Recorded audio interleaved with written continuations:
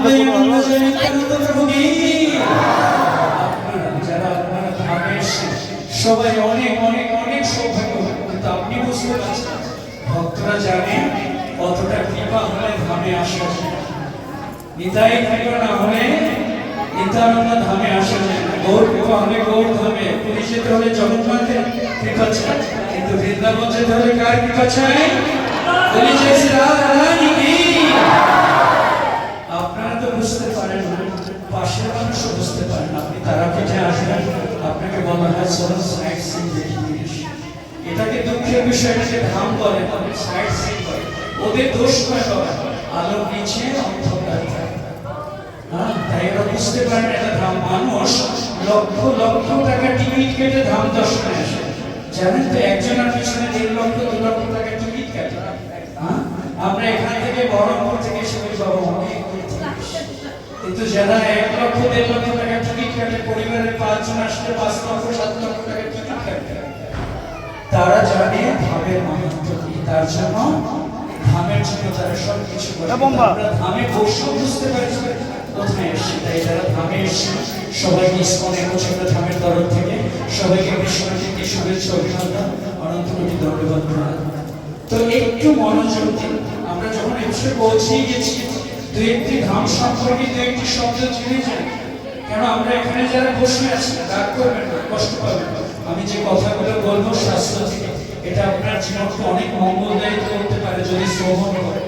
তাই আমরা যারা এসছি সবাই ধামে এসছি, কিন্তু বুঝতে পারছি না। এখানে যারা বসে আছে 95% লোক জানে না ধাম সম্পর্কে। এখানে ডাক্তার, ইঞ্জিনিয়ার, ব্যারিস্টার অনেক কিছু আছে, কিন্তু আমরা জানি না ধাম সম্পর্কে। তাই আমি যখন পৌঁছে গেছি, একটু ধৈর্য নিয়ে 2-4 মিনিট, বেশি কিছু না, কত সময় কেটে যায়। এখানে হয়তো ধৈর্য হবে না, 2-4 মিনিট উঠতে শুরু করবে, কিন্তু আপনি শ্রবণ করলে আপনার কৃপা হবে। তাই আমরা বুঝতে পারছি না যে ধামে, তো আপনারা যারা ধামে পৌঁছে গেছিলেন আমার সময় না হতে পারে আপনাদের 2-4 মিনিট, কিন্তু আমাদের ধৈর্য কোথায় আছে? বোকা বক্সের সাথে। বোকা বক্স কে কে চেনেন? একটু হাত তুলুন তো। মাত্র 4 জন 5 জন 6 জন। আর কেউ বোকা বক্স চেনেন না? বোকা বক্স কি আছে? জোরে বলুন। টিভি। ওর সামনে অনেক সময় কেটে যায়, সিরিয়াল, কত কিছু সংবাদ। কিন্তু এখানে যদি বলি 2-4 মিনিট বসুন, তারপরে আর একজন মহা শক্তিশালী এসছে। আচ্ছা, এইটা একে চেনেন? একটু হাত তুলুন তো। দেখুন এখানে 4-5 জন, বেশি ছিল।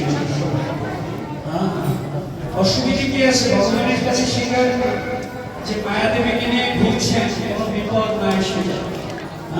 তো এটা হচ্ছে আরো শক্তিশালী মোবাইল, ঘন্টার পর ঘন্টা কেটে যায়।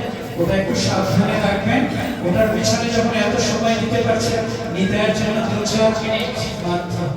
এবার মনোযোগ দিন। ধাম হচ্ছে ভগবান। আমরা জানি না, কেন জানি না? এই যে সুন্দর সুন্দর পিতামাতারা বসে আছেন, এরা আমাদের সন্তানকে আধ্যাত্মিক শিক্ষা দেয়, ধর্মীয় শিক্ষা দেয়। শুধু ডাক্তার, ইঞ্জিনিয়ার, ব্যারিস্টার করার শিক্ষা দেয় ছোটবেলা থেকে। আপনার গর্ভে যখন সন্তান থাকে, তখন আপনি ভাবেন আমার মেয়ে হলে ইঞ্জিনিয়ার করাবো, আমার ছেলে হলে ডাক্তার করাবো। কিন্তু ওইটা যদি মুসলিম সমাজে হতো, তার গর্ভে সন্তান থাকলে তারা ভাবে একে কিভাবে আধ্যাত্মিক চেতনা দেব, ধর্মীয় শিক্ষা দেব। গর্ভে থাকা অবস্থায় মাওলানা রেখে কোরআন পড়াশোনা আপনারা চেষ্টা করুন, কিন্তু সেটা হবে না।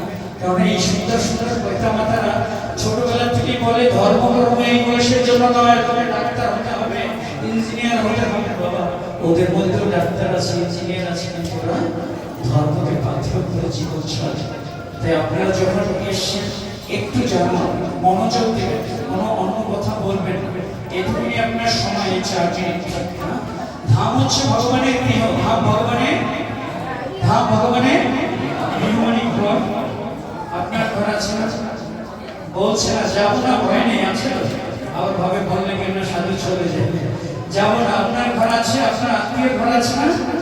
আপনি সেখানে যান। আজকে কোথায় এসেছেন বুঝতে পারছেন? আজকে এসেছেন পরমাত্মার গৃহে। 2টো শব্দ হজম করতে হবে। কি শব্দ?